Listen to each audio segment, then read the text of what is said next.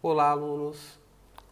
Nós vamos começar mais esse vídeo do programa Mãos Filosóficas e eu gostaria de mandar aí um abração para os alunos da escola José Nigro, de modo especial do segundo ano do ensino médio. O tema de hoje, o tema da aula de hoje é sobre trabalho e desigualdade. E um dos autores importantíssimos para nós falarmos de trabalho é o Karl Marx.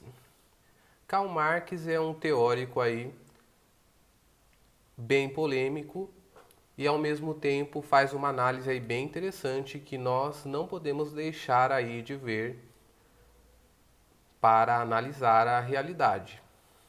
Muito bem. A palavra trabalho, ela por muito tempo significou algo ruim, algo como tortura.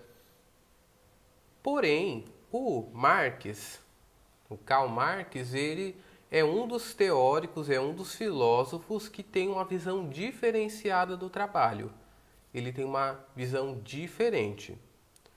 Uma das críticas que ele faz com relação aos outros filósofos, ele vai dizer que os filósofos se dedicaram a explicar o mundo, e isso é bom, isso é positivo, porém, faltou a transformação. Então, ficaram muito presos à filosofia, ao pensamento, mas não mudaram o mundo, não interferiram na realidade. Então, a filosofia dele é da interferência na realidade.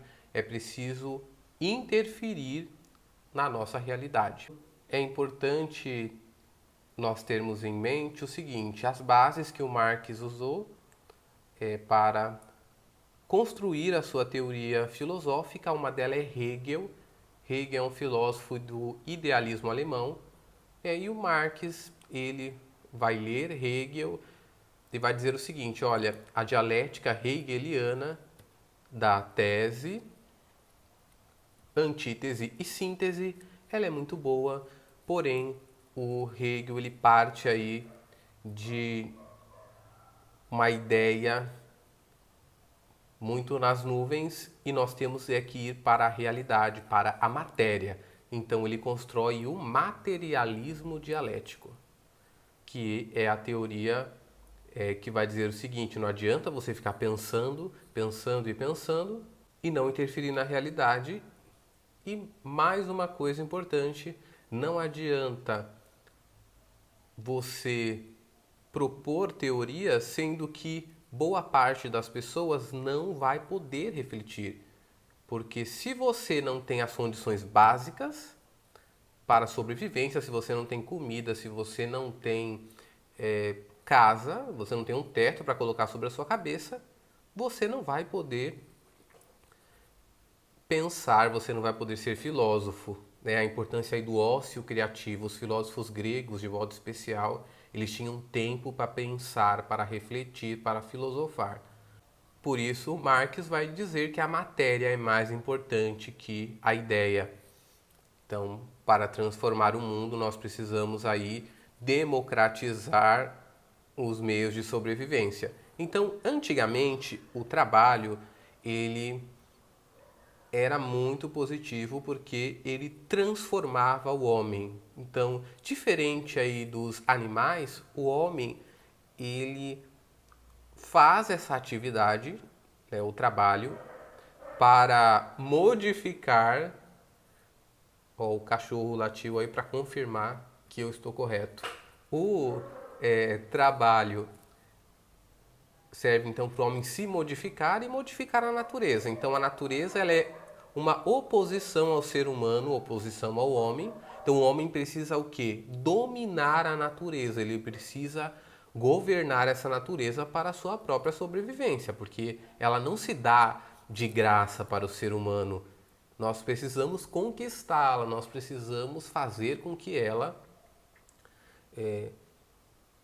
esteja disponível para nós. Precisamos ir pegar a água, precisamos ir conseguir alimento, caçar. Então é preciso criar instrumentos é preciso arar a terra para dar comida e não ficar só indo em vários lugares para conseguir alimento. Então, essa atividade de transformação da natureza foi chamada de trabalho. E aí o homem se modifica por ela. Isso que é importante no pensamento do Marx. O homem produz essa modificação em si mesmo. Então, o trabalho é diferente, né, de qualquer movimento executado pelos animais. Ou seja, os animais não trabalham. Ah, mas professor, é aquela formiga operária, as abelhas que produzem mel. Então, elas não trabalham? Elas não trabalham porque elas agem por instinto. É o instinto animal que vai fazer com que elas façam esse tipo de movimento. Então elas não modificam isso, elas não modificam voluntariamente nada na rotina delas. O ser humano não. O ser humano pode pensar em melhorar a sua forma de produzir, a sua forma de trabalho. Muito bem, os seres humanos não existem fora das relações sociais e essas não existem fora das relações de trabalho. Então, tudo dentro da nossa sociedade está ligado ao trabalho, está ligado ao meio de produzir. Se você não tem um trabalho, aquilo que a sociedade considera trabalho, você acaba sendo excluído da sociedade, ficando à margem da sociedade. Isso muitas vezes é triste no nosso mundo, no nosso país, que quem não consegue uma oportunidade de trabalho fica excluído, fica à margem. Alguns conceitos para a gente entender o Marx são bem aí importantes, né? Um deles é a questão aí da força de trabalho.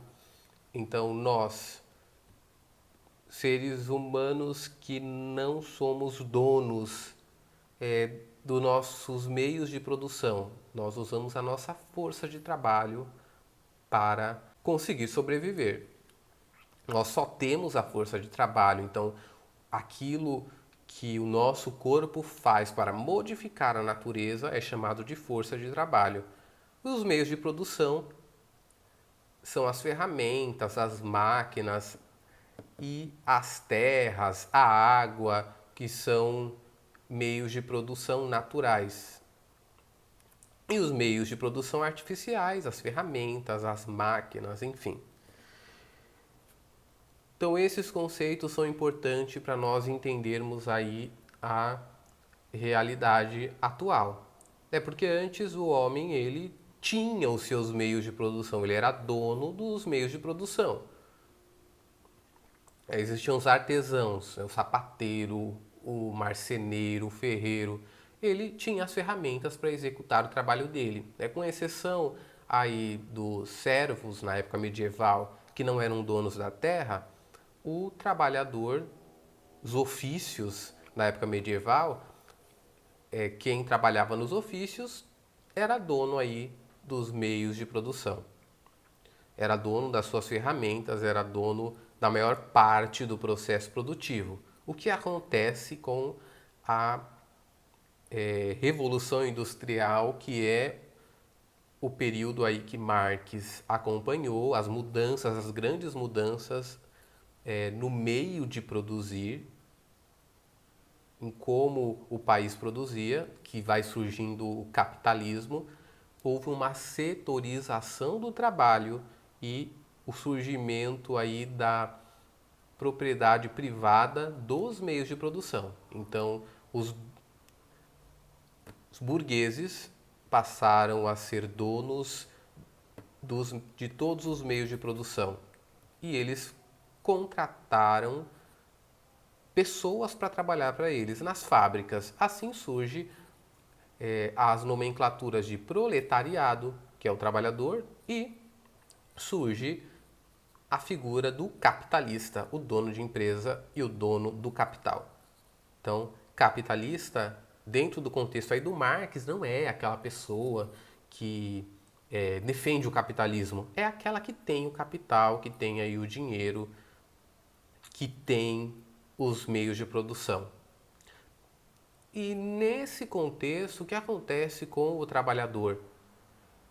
Ele tem o seu trabalho setorizado, ele vai apertar só um parafuso, ele vai executar ações repetitivas e ele não vai conhecer o seu trabalho no contexto geral, ele não vai ver o produto final e olhar, olha, isso eu ajudei a fazer, fui eu que fiz, eu me vejo nesse produto, que é o que a gente chama de alienação.